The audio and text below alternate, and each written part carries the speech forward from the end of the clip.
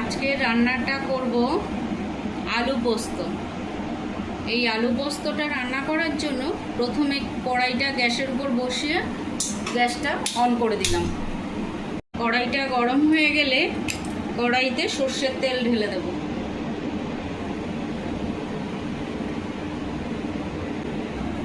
তেলটা গরম হয়ে গেলে পরে এবার কালো জিরে ফোড়ন দিয়ে দেবো।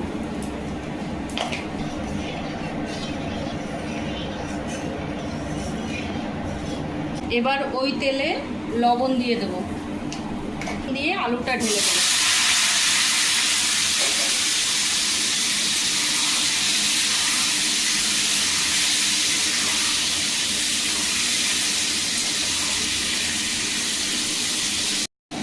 এবার অল্প একটু হলুদ দিয়ে দেবো ওই আলু ভাজাটার মধ্যে, আর কিছু কাঁচা লঙ্কা দিয়ে দেবো।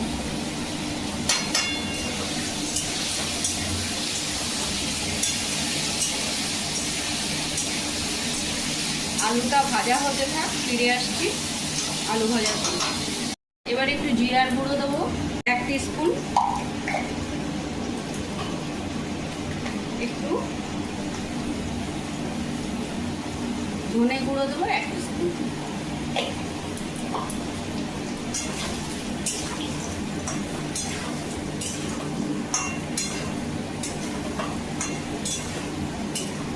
এবার আমি 50 গ্রাম পোস্ত আগের থেকে বেটে রেখেছিলাম, ওটা দিয়ে দেবো।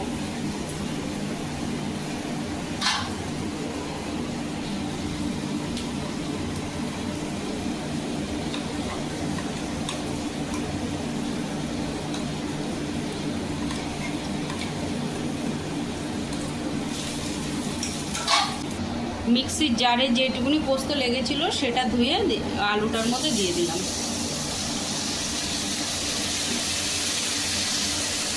পোস্তটা আলুর সাথে ভাজা ভাজা করে নেব।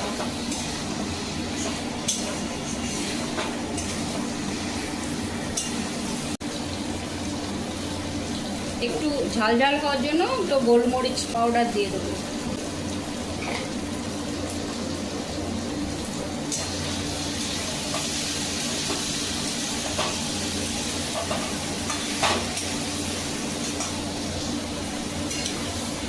এবার জল দিয়ে 10 মিনিটের জন্য ঢেকে দেব।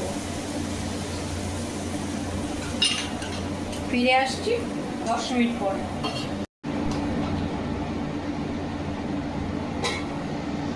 ঢেকে দিয়েছিলাম, এবার ঢাকাটা তুলে চেক করে নেব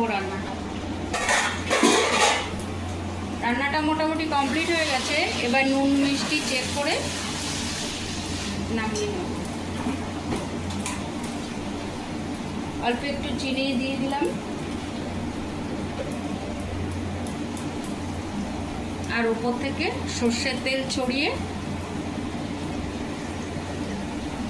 নেড়ে দেব।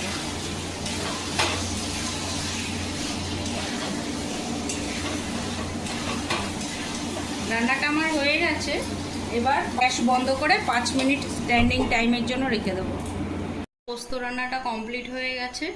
আমার রান্নাটা যদি আপনাদের ভালো লেগে থাকে একটা লাইক করে দেবেন, শেয়ার করবেন আপনার বন্ধু বান্ধব আত্মীয় স্বজনের কাছে, আর কমেন্ট করবেন আমার কোন রান্নাটা আপনারা দেখতে চান।